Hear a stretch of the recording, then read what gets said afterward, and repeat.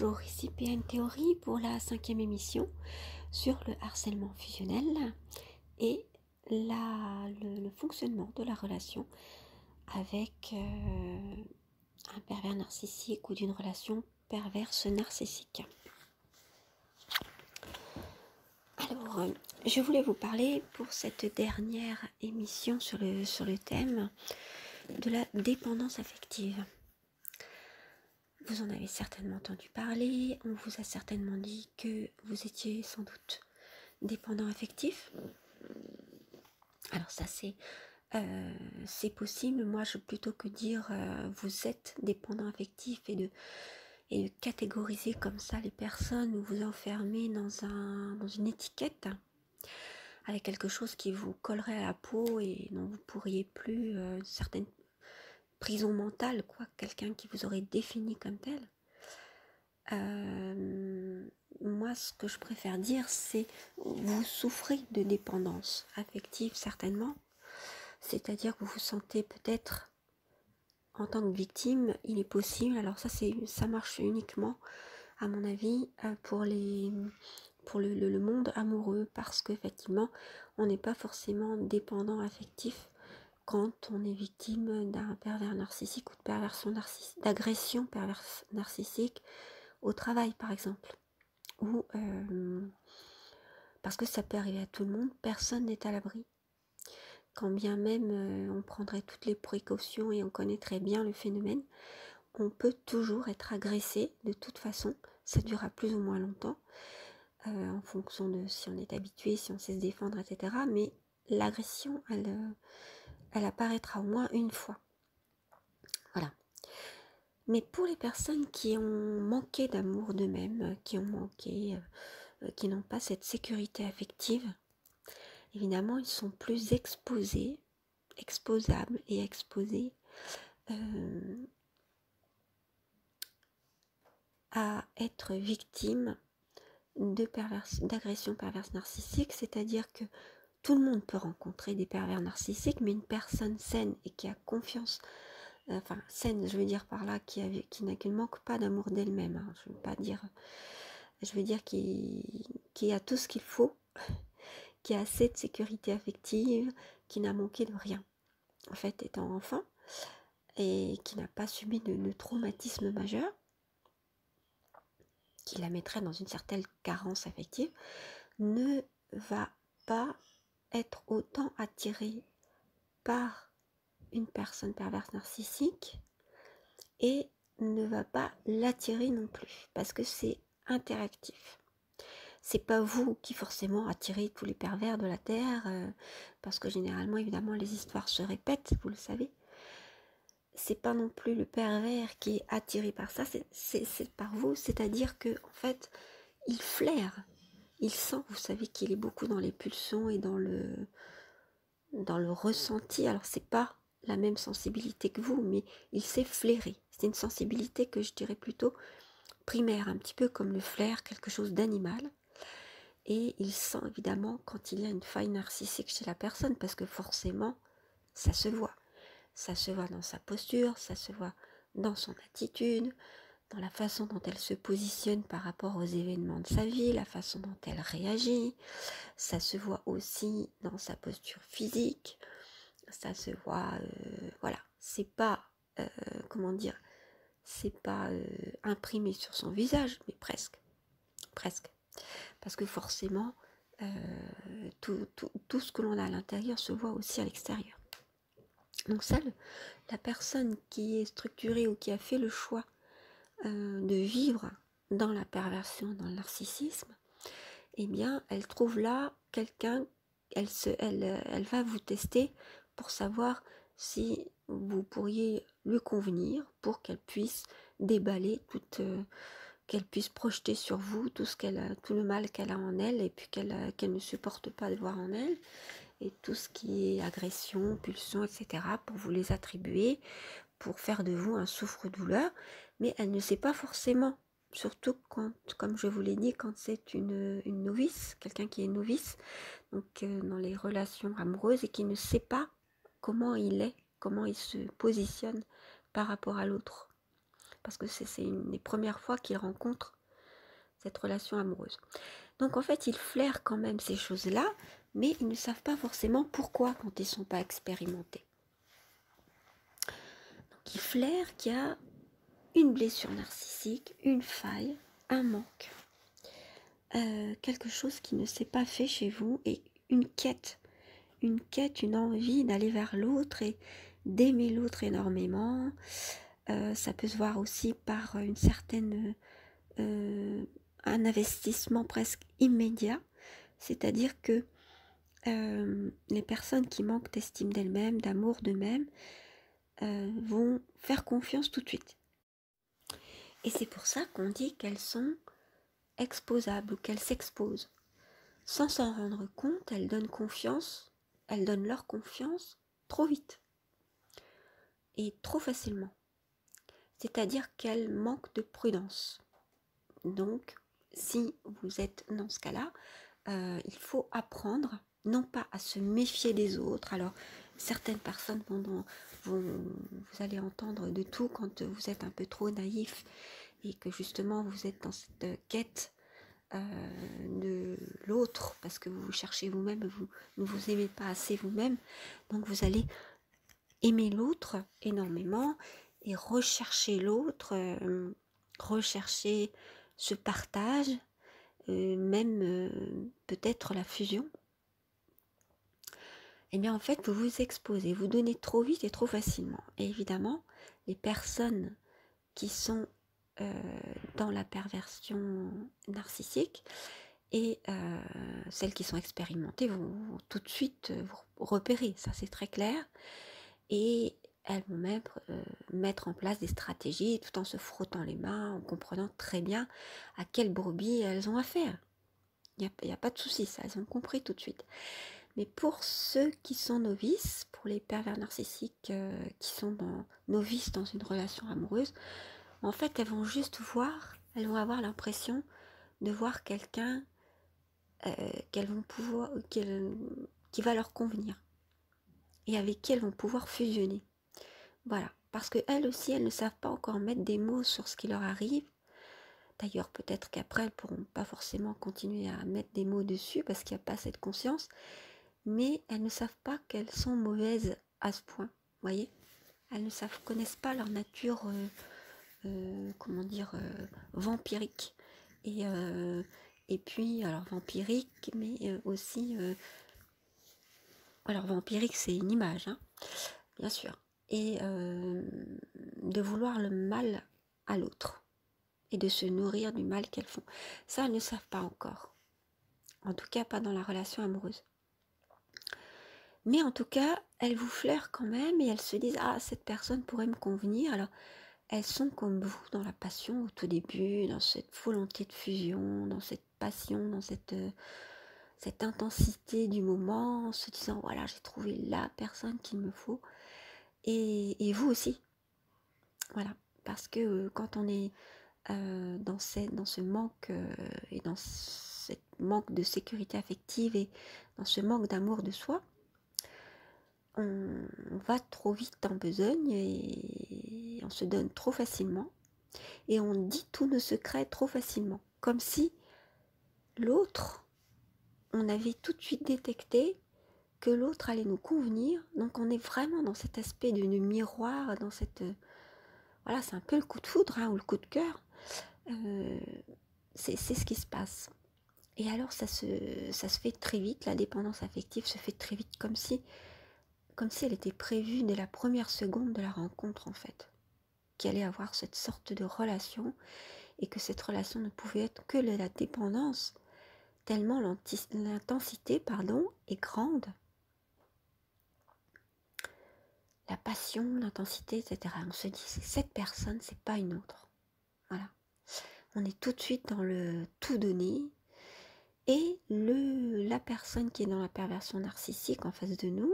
Donc il y a une sorte de miroir, une sorte d'imitation, c'est-à-dire qu'on trouve chez l'autre notre complémentaire, la personne perverse narcissique trouve chez nous son complémentaire quand elle est novice, mettons que ce soit pour la première fois.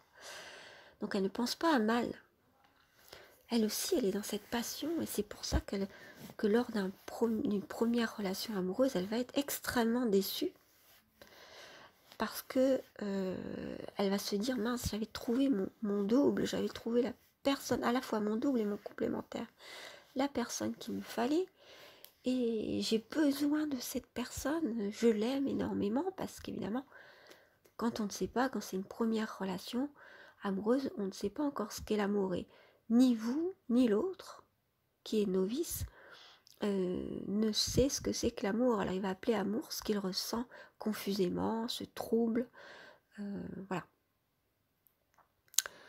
Donc la codépendance, elle se fait, comme je vous dis, elle va se construire, mais elle a déjà des bases très fortes pour pouvoir exister. C'est le fait que vous vous exposez en tant que future victime, vous ne le savez pas encore. Et le pervers narcissique, il se donne entièrement aussi. Il se donne complètement. Il a l'impression que ça y est, il a trouvé la personne. Donc lui aussi, il ne va pas se méfier du tout. Voilà. Surtout quand il est novice, il y a une sorte, comment on pourrait dire, les deux, c'est une très belle, quelque chose de très beau au départ en fait. En la rencontre entre un pervers narcissique qui ne sait pas qu'il l'est et qui est novice en relation amoureuse, donc il ne sait pas qu'il va faire du mal à l'autre et il n'en a pas forcément l'intention. Il ne sait pas en tout cas qu'il a l'intention. Et il y a cette innocence de ces deux personnes qui se retrouvent en fait. C'est quelque chose de très beau au départ. Et puis rapidement, comme je vous l'ai dit dans les autres émissions, la personne perverse narcissique va se mettre à vous envier, à envier ce qu'elle voit chez vous, qu'elle pensait avoir elle aussi, qui sont des belles choses, et il va y avoir comme dans cette relation de miroir, cette volonté de vous ressembler. Et d'ailleurs, vous le verrez, parce qu'elle dira peut-être les mêmes mots que vous, ou vous penserez aux mêmes choses, etc. Mais à un moment donné, elle va vous envier. Voilà. Et ou vous jalouser, ou se sentir en concurrence avec vous, se dire, mais c'est pas possible, cette personne, elle en fait trop. Et à ce moment-là, c'est là qu'elle va, parce qu'elle ne sait pas qu'elle est perverse narcissique, qu'elle va vous attribuer tout ce que elle ressent comme sentiment négatif, c'est-à-dire les sentiments de jalousie, de volonté de concurrence et d'envie. D'envier ce qu'a l'autre, ou ce qu'il est, ou ce qu'il fait. Toutes ces choses. Et donc, c'est là que ça va commencer à pêcher. Il y aura cette petite incompréhension.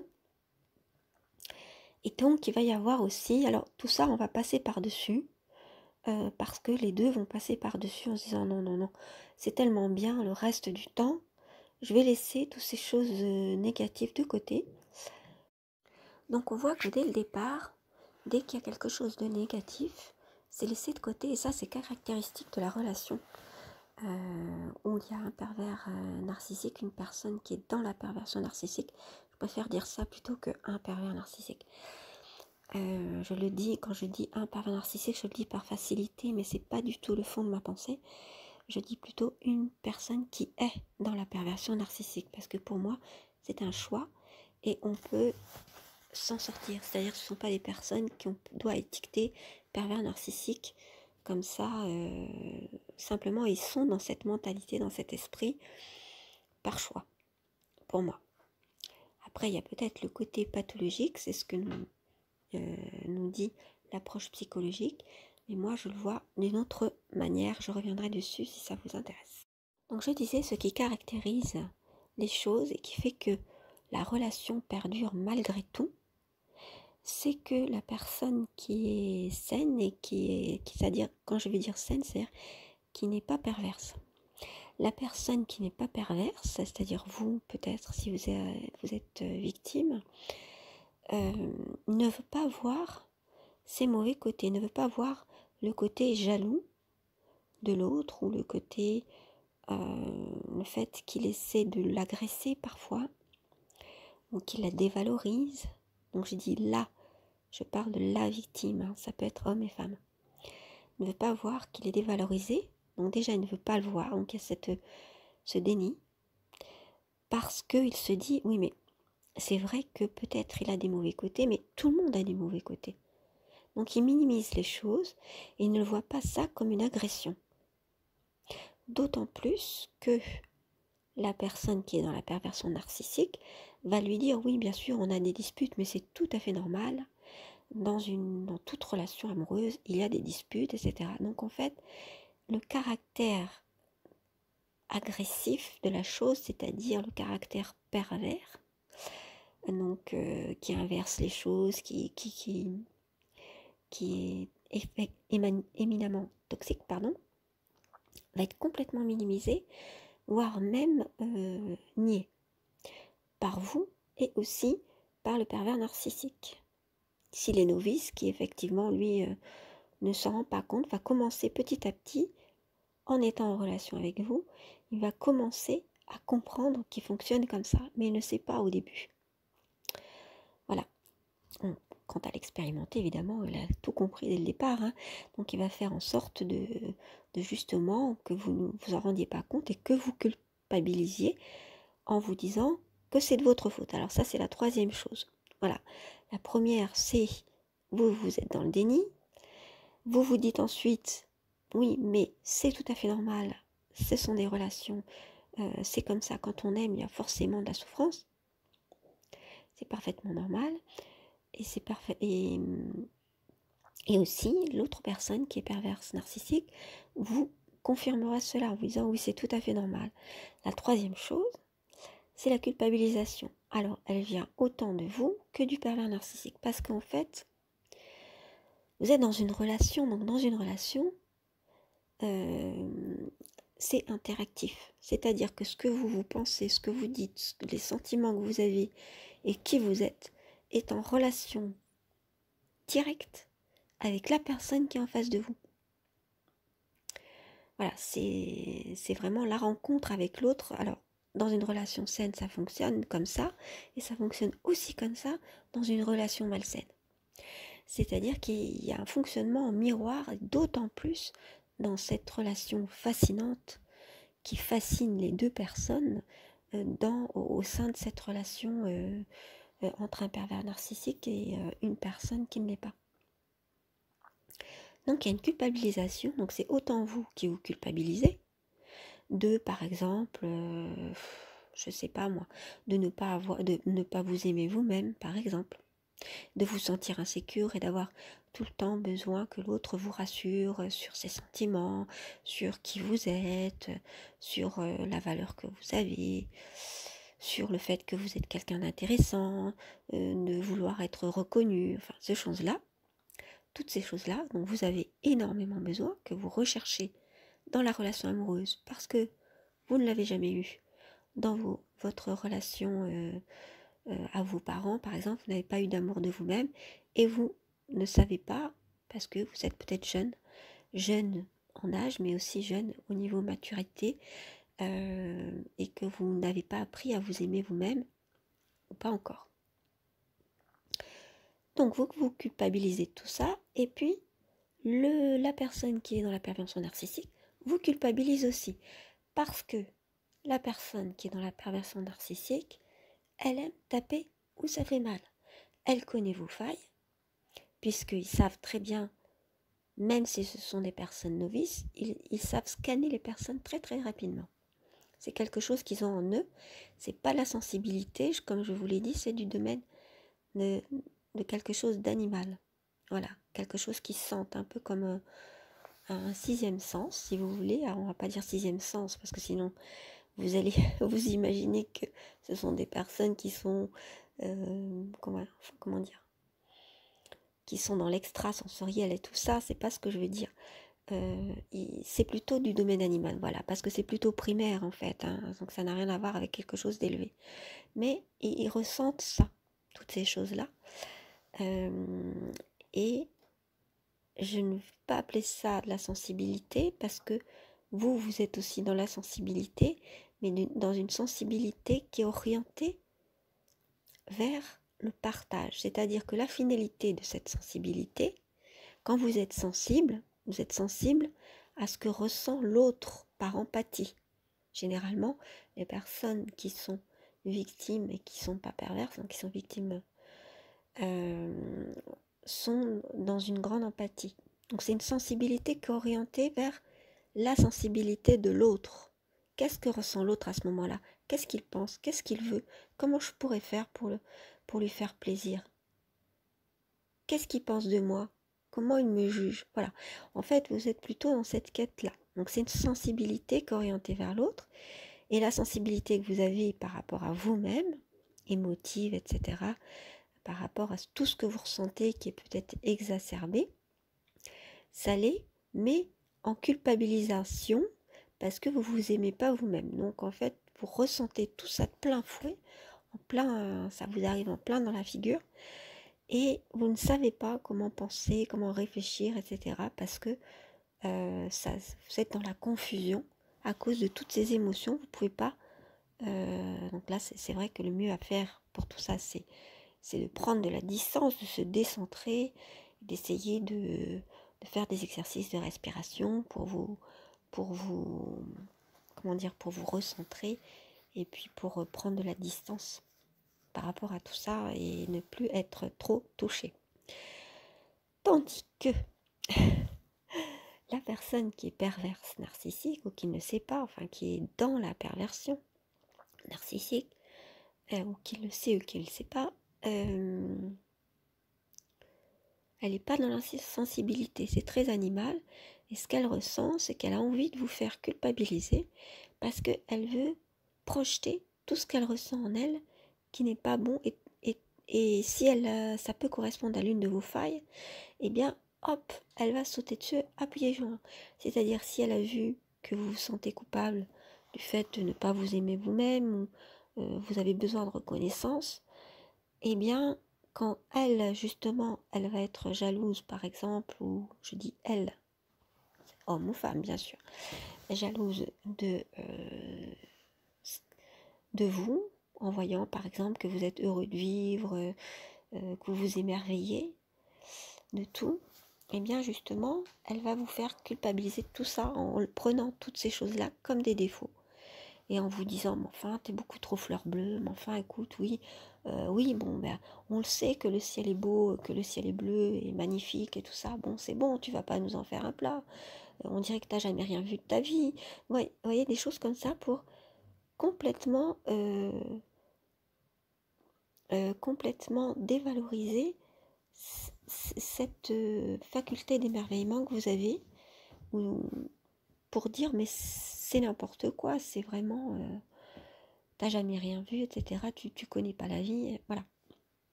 Va être un peu agacé et va tout faire pour dire en fait tu n'es pas bien. Ce que tu es, c'est nul. T'as tort d'être comme tu es. Il faudrait vraiment que tu changes. Ce que tu es n'est pas bon, n'est pas bien et n'est pas logique, n'est pas normal parce qu'ils sont beaucoup dans les arguments logiques. En tout cas, c'est ce qu'ils vous disent. C'est pas logique d'être comme ça, c'est pas normal, ou alors y a un truc qui va pas chez toi. Voilà. Bon, j'espère que je n'ai pas insisté trop lourdement, c'était vraiment dans un souci de compréhension des choses. Donc en fait, cette dépendance affective donc, que vous avez, qui vient du manque d'amour de soi, hein. Donc je vous demande de vous référer aux émissions sur l'amour de soi si ça vous intéresse. Va rapidement devenir de la dépendance affective du fait que vous êtes devant quelqu'un qui ne va pas vous donner la sécurité dont vous avez besoin. Rappelez-vous, vous êtes allé vers cette personne, vous avez été attiré. Cette personne qui se révèle plus tard être perverse narcissique, vous ne vous en rendrez pas compte forcément tout de suite et vous ne mettrez pas forcément les mots dessus. Donc qui se révèle être toxique, on va dire. Donc cette personne ne va pas du tout vous donner ce dont vous avez besoin, ou alors vous le donner au tout début, et puis vous le reprendre après, et vous faire comprendre que c'est pas du tout normal ce qui vous arrive. Donc elle vous le donne au début pour vous séduire, pour vous mettre sous emprise, c'est-à-dire lorsque la phase d'emprise n'est pas terminée, mais en fait va vous le reprendre après, ou bien vous faire comprendre que c'est pas du tout normal, et c'est là qu'en fait elle va alimenter cette dépendance, parce que vous, finalement, comme vous ne recevez pas ce que vous avez besoin, vous allez en demander encore plus. Et vous allez être dans une sorte de désespoir. Et c'est là qu'il va vous dire, mais enfin, tu me colles trop, tu me demandes trop. Il va ou elle va vous dire, tu me demandes trop, qu'est-ce qu'il y a, tu as un problème. Et voilà. Et c'est là qu'elle va vous définir comme étant quelqu'un qui a un problème. Alors, voilà. Donc, ça va devenir de la dépendance parce que cette personne l'a alimentée. Quand bien même elle serait novice en amour et qu'elle ne saurait pas, parce c'est cette relation avec vous, cette première relation, qui va lui faire comprendre qu'elle fonctionne de manière perverse, même si elle n'a pas les mots pour le dire, pour le comprendre, ou pour en être conscient ou consciente, parce qu'effectivement, elle ne va pas forcément conscientiser tout ça, mais elle va avoir des moments de lucidité où elle va se rendre compte qu'elle fonctionne comme ça. Voilà. Mais elle ne mettra pas forcément les mots dessus. Donc je disais, quand bien même cette personne serait novice, elle va aussi quand même vous empêcher d'obtenir de la reconnaissance, de l'amour, etc. Elle va vous en priver. Ou alors le donner à certains moments, mais pas complètement, ou de manière ambiguë, ou souffler le chaud et le froid, c'est-à-dire donner un petit peu d'amour, quelques miettes, vous faire courir après, et puis après ne plus vous le donner, avoir un comportement froid sans expliquer pourquoi.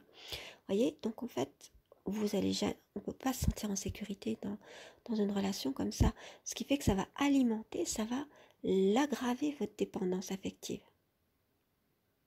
Alors que si vous étiez avec quelqu'un de sain, il va y avoir cette révélation parce que c'est grâce à une relation que on sait qui on est.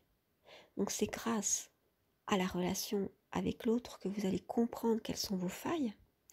Mais justement, la relation avec l'autre, ça peut être justement un moyen de vous en guérir. Et lorsque vous êtes avec quelqu'un qui ne sera pas pervers, il aura envie de vous aider à guérir.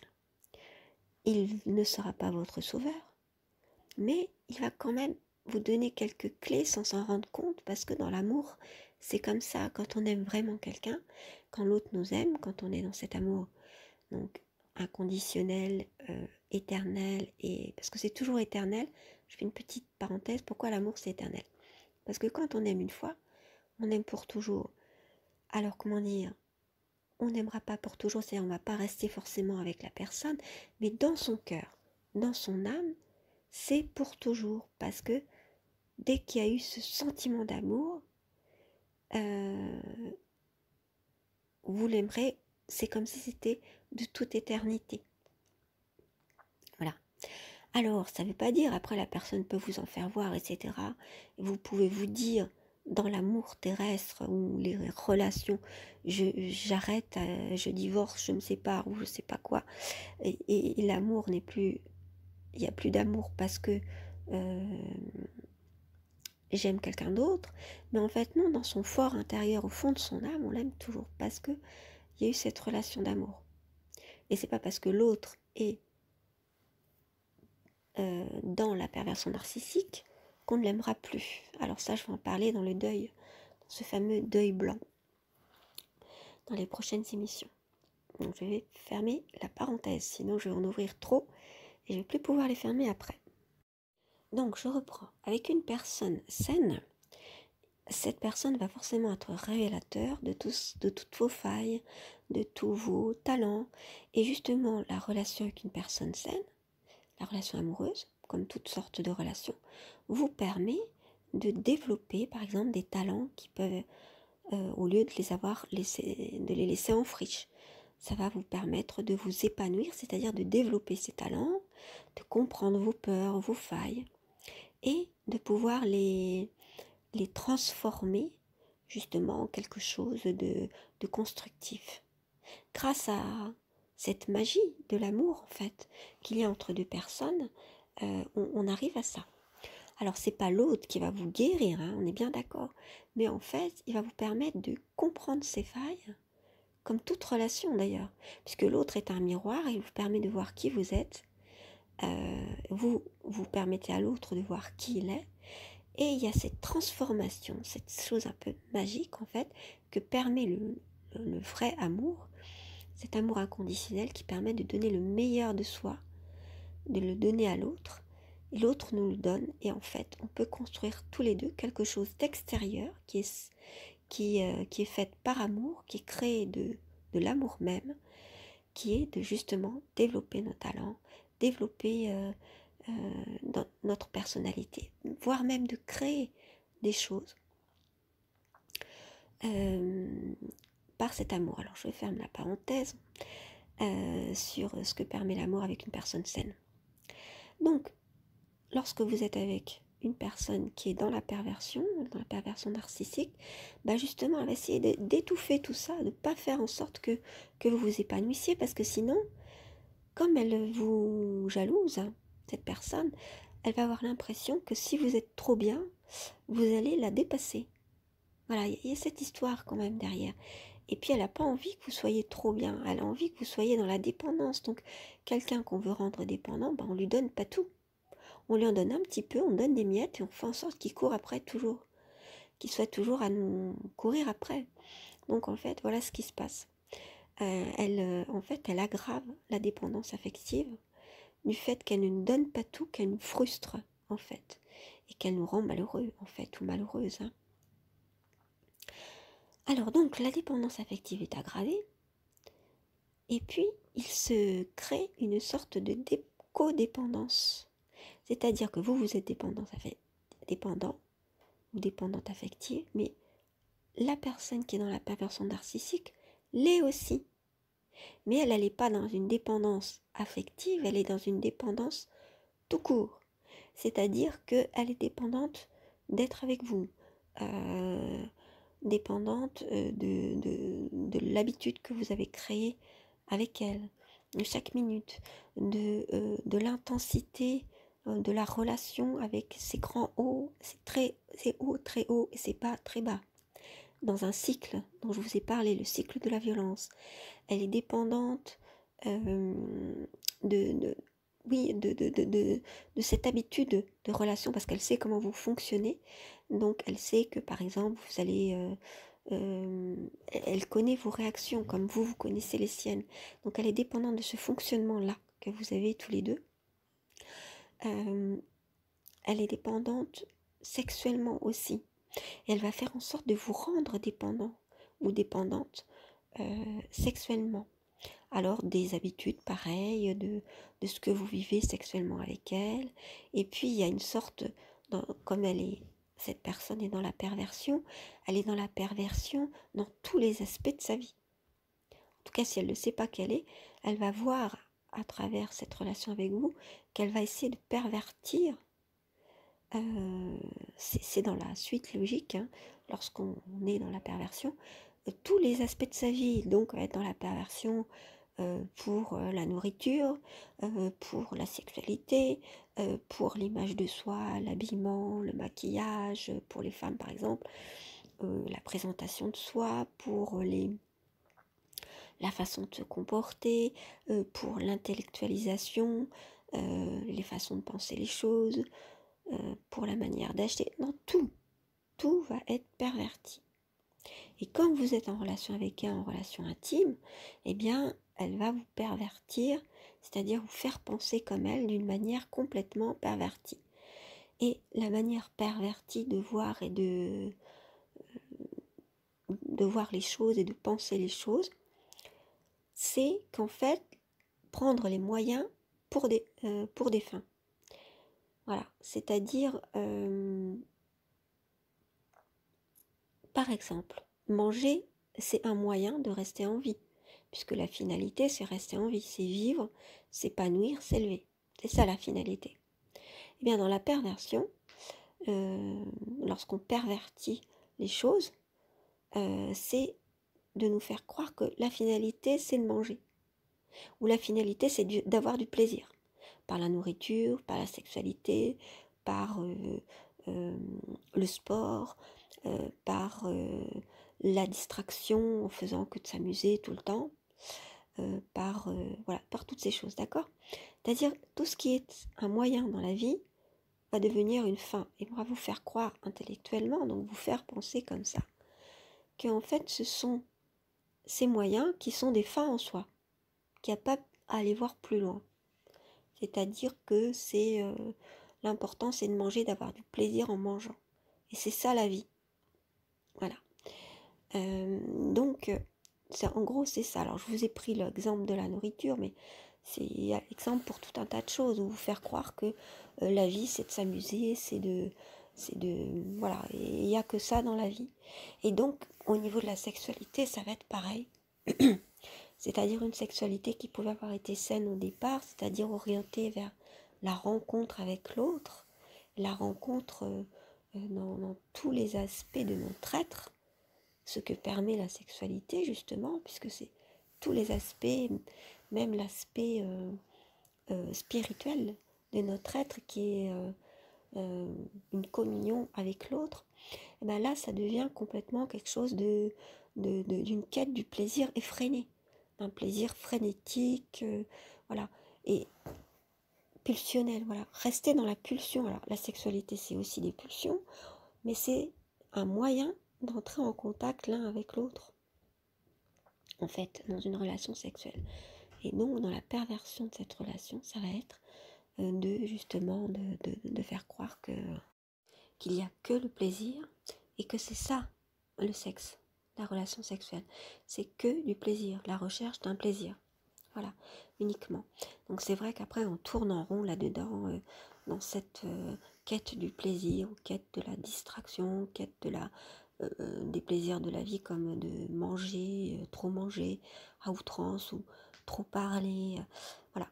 Donc en fait, prendre les moyens pour des fins, les détourner en fait de leur utilité, parce qu'ils sont que des moyens, pour dire en fait ce qui compte dans la vie, c'est uniquement ça. Voilà. Donc je ferme cette petite parenthèse. Et puis je vais essayer de recentrer ce que je voulais vous transmettre dans cette émission.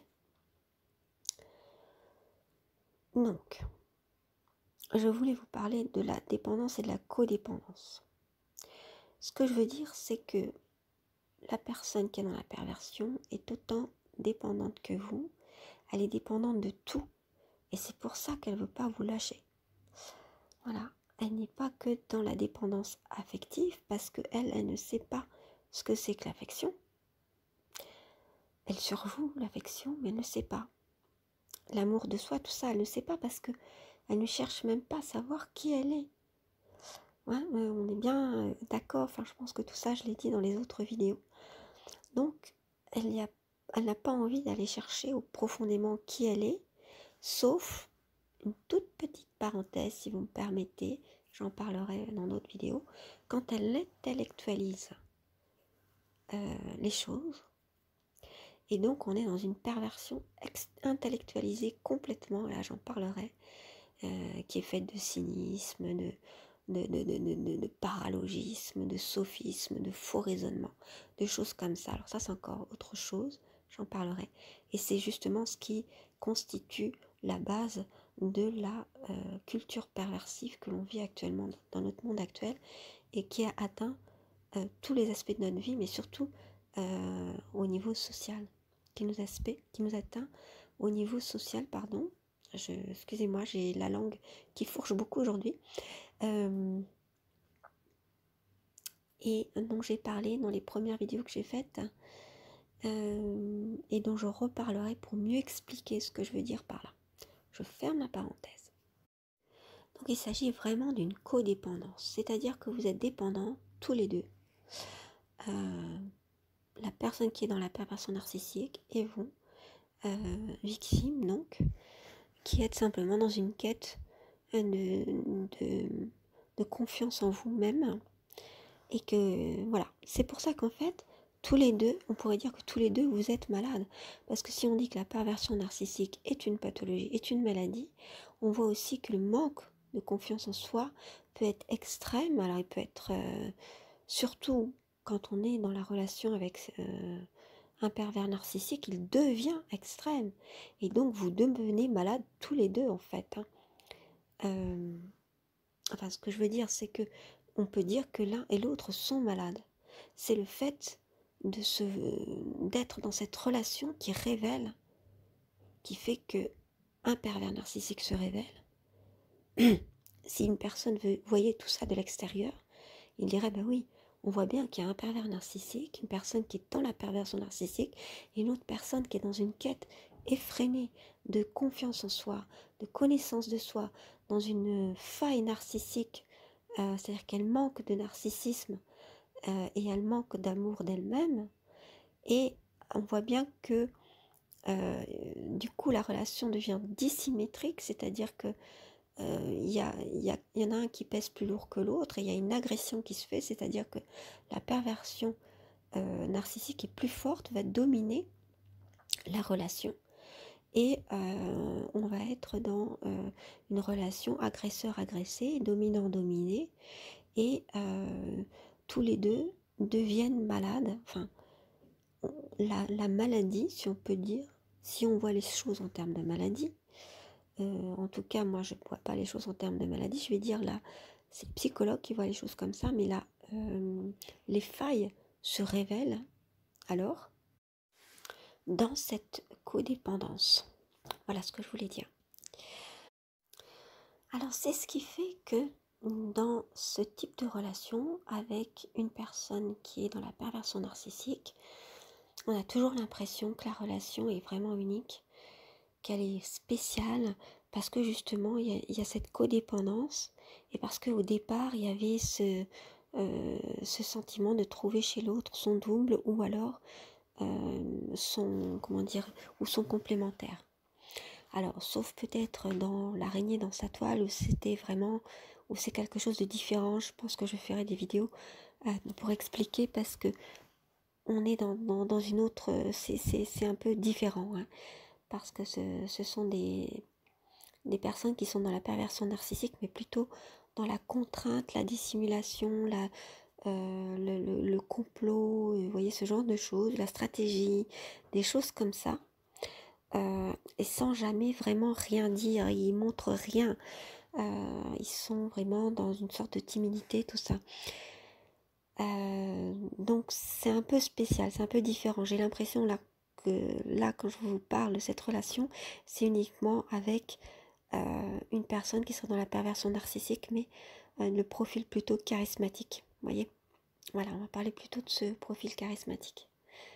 Donc ce que je voulais vous dire, c'est ça, tout simplement la codépendance. C'est une vie hors du commun, où les deux vivent en miroir, où il y a des sortes d'imitations, de comportements, de mimiques, de façon d'être.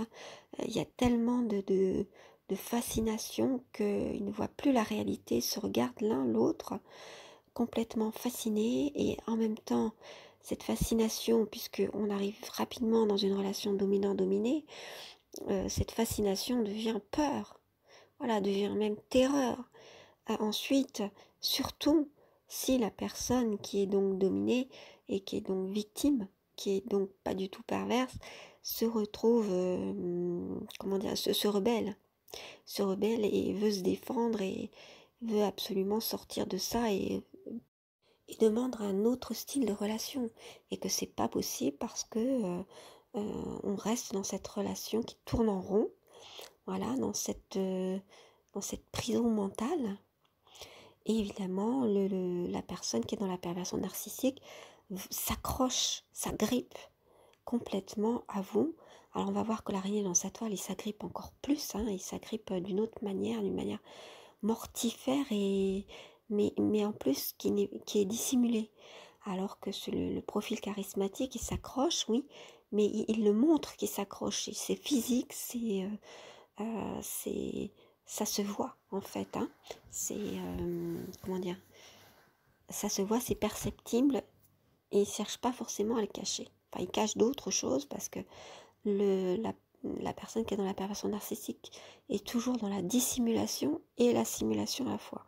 Elle dissimule ses vrais sentiments, ses vraies intentions, ses vrais ressentis, et elle en simule d'autres. Voilà.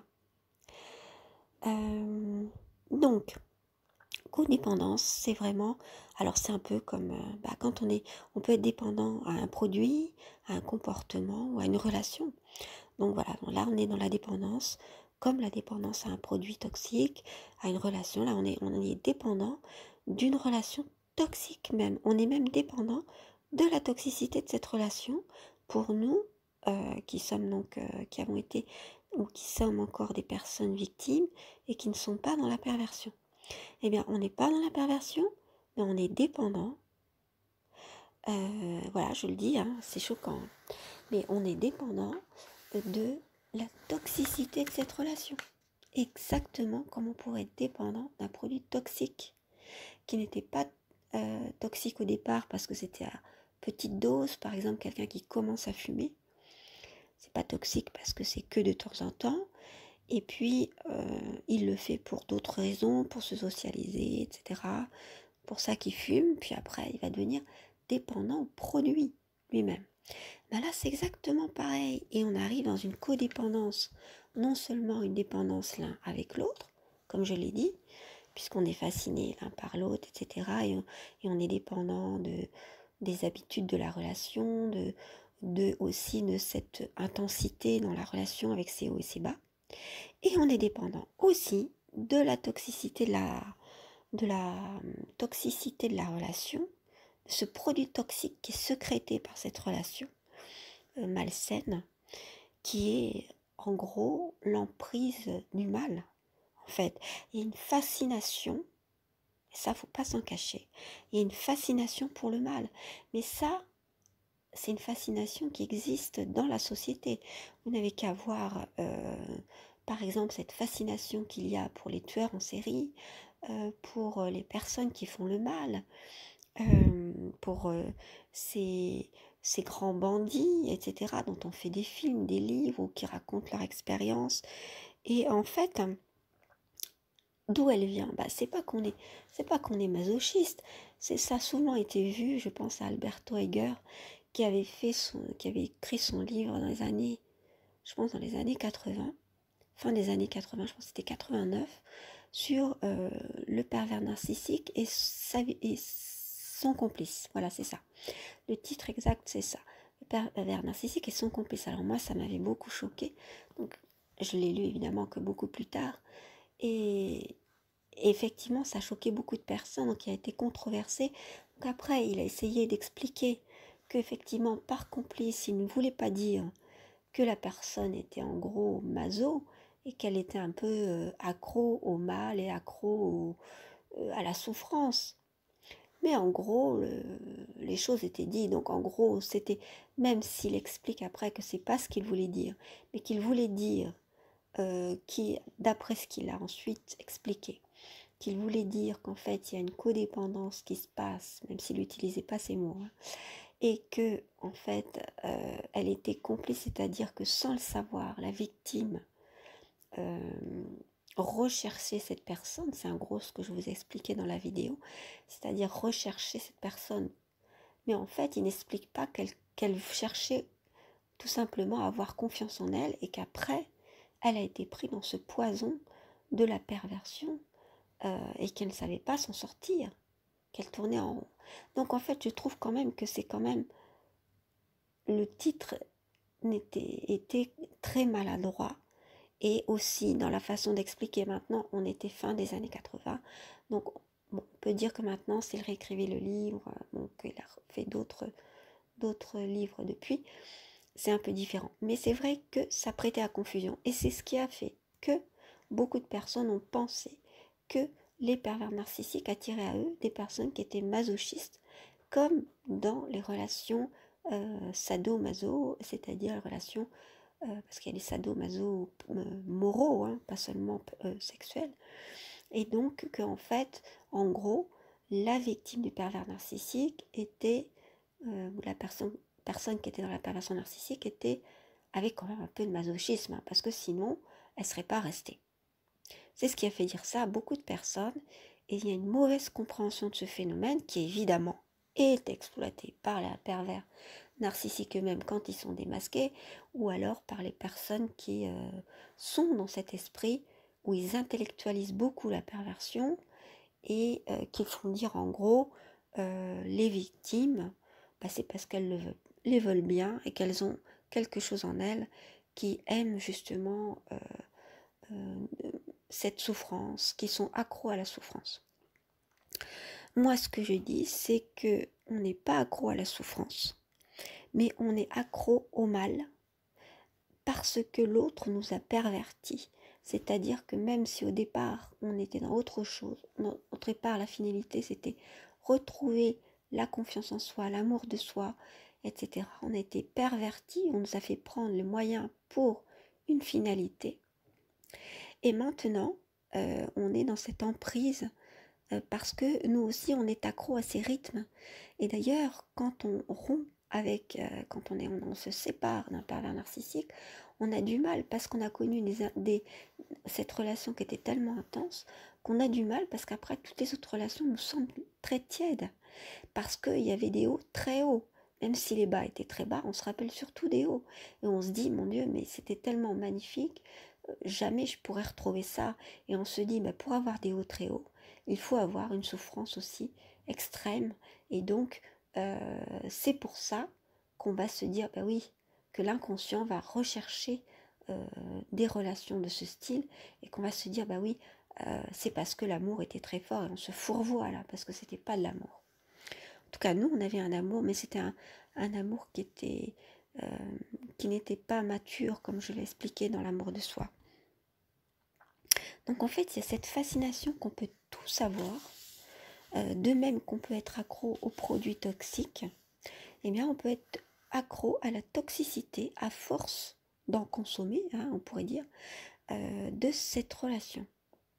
Et on peut être accro aux toxicités de toutes les autres relations, c'est-à-dire qu'on va rechercher le conflit, on va devenir un peu comme le pervers narcissique dans son comportement. Alors, on sera pas. Alors, c'est ça qui peut faire qu'on peut se dire après, mais est-ce que je suis pervers narcissique?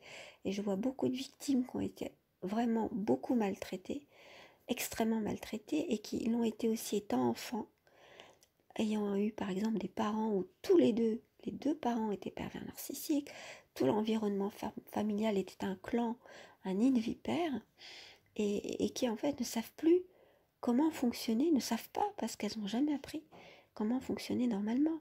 Et elles pensent, parce qu'elles se mettent à agir et elles ne connaissent que ce fonctionnement-là, elles se mettent à agir en ayant des comportements toxiques pour les autres, c'est-à-dire en manipulant les autres ou en étant extrêmement jaloux et en recherchant à contrôler les autres ou alors vouloir du mal et restant dans leur pulsion. Voilà. Mais au fond d'elle, ce qui peut nous faire dire, et ce qui peut vous faire dire si c'est votre cas, ce qui peut vous faire dire que vous n'êtes pas pervers narcissique, c'est parce qu'au fond de vous-même, ce que vous voulez, c'est-à-dire vous préférez l'empathie, vous préférez la compassion, vous avez une forte compassion pour les autres qui reste quand même toujours là. Et puis vous avez un fort besoin de vous connaître vous-même et de vous remettre en question, voilà, parce que ça c'est le plus grand indice, le plus grand signe que vous pouvez trouver pour savoir si vous êtes pervers narcissique ou pas. C'est qu'un pervers narcissique, il ne veut pas se remettre en question, ou il vous fait croire, mais il n'y va pas profondément. Il y aura toujours des freins où il dira non, mais là, non, je reste dans le déni. Donc en fait, voilà, vous savez que vous n'êtes pas pervers narcissique. Donc il y a quand même vous savez que vous n'êtes pas pervers narcissique grâce à ces indices-là. Une forte empathie, compassion au fond de vous-même, quand vous allez chercher en vous-même, un fort désir de connaissance de soi. Au fond, avec et des choses qui ne restent une envie de ne pas rester dans la matérialité, une basse conscience de soi, mais d'être dans la conscience de soi et dans l'amour de soi, mais pas dans le narcissisme, et surtout de ne pas détourner une volonté de sortir de tout ça, de ne pas se détourner, de ne pas prendre les moyens pour des fins en soi, mais au contraire, que la fin en soi, ça tout simplement d'être épanoui et d'épanouir les autres, de vouloir épanouir les autres, mais pas dans la contrainte, dans une infinie gratitude aussi pour tout ce qu'on nous donne. Il y a aussi l'esprit de gratitude quand on est, et l'émerveillement. Voilà, toutes ces choses nous montrent que on n'est pas pervers. En tout cas, si vous aviez un doute, vous pouvez utiliser ces indices. Donc en fait, cette emprise du mal, cette fascination pour le mal, on l'a tous, on peut tous avoir cette fascination. Ce qu'il y a, c'est qu'à un moment donné, quand on est seul avec soi, on peut se rendre compte que c'est juste une fascination, que c'est juste une drogue, et qu'on peut s'en sortir, qu'on a été drogué en fait, qu'on a été perverti, qu'on peut s'en sortir et que finalement, on préfère tout ce qui se rapporte à la bienveillance, au bien, et qu'on n'est pas du tout dans le mal, qu'on a été entraîné parce qu'on nous a entraîné et perverti, on nous a aimé, on nous a appris à vouloir le mal et à l'aimer, à être dans cette dépendance, mais c'est pas du tout ce qu'on aime en réalité. Voilà. Et il y a des pervers narcissiques dans les relations amoureuses qui adorent, qui se délectent de pouvoir pervertir l'autre, de lui faire être dans une frénésie de plaisir, voilà, et de vivre comme ça, comme une dépendance à des produits toxiques ou à des comportements. Donc une dépendance au sexe par exemple, parce qu'il y a des dépendants sexuels, une dépendance aux produits toxiques, quoi, ou à la drogue carrément, ou au sucre, ou à tout ce que vous voulez. Il y a des tas de dépendances. Et puis une dépendance à ces comportements toxiques jusqu'à les refaire nous-mêmes. Vous voyez? Alors là, pervers narcissique, la personne qui est dans la perversion jubile parce qu'elle voit qu'elle a perverti quelqu'un. Et en fait, comme elle n'arrive pas forcément à sortir de ses comportements parce qu'elle ne le veut pas, elle fait le choix, quand elle est expérimentée, de continuer de l'être. Donc, tout ce qu'elle peut faire, c'est quoi? C'est son amusement, c'est quoi? C'est de pervertir l'autre, hein, tout simplement. Voilà. Alors, c'est pas très positif. On va me dire que c'est pas très positif, là, la fin sur la dépendance affective. Mais la dépendance, c'est ça. Hein, comme la dépendance à un produit, c'est qu'on en arrive à aimer ce moyen qui était un moyen de vivre ou de se donner du plaisir, mais le plaisir aussi est un moyen d'être heureux, un moyen d'aimer la vie, etc. Mais il n'y a pas que celui-là, il y a des tas d'autres moyens de se recentrer, qui n'est pas un plaisir pourtant, forcément, mais qui est une satisfaction quand même. Voyez? Donc là, ce sont des plaisirs qui sont en rapport avec les pulsions. Et comme il y a cette pulsion de mort, hein, d'après les théories psychanalytiques, théories psychologiques ensuite, il y a la pulsion de vie, la pulsion de mort, et donc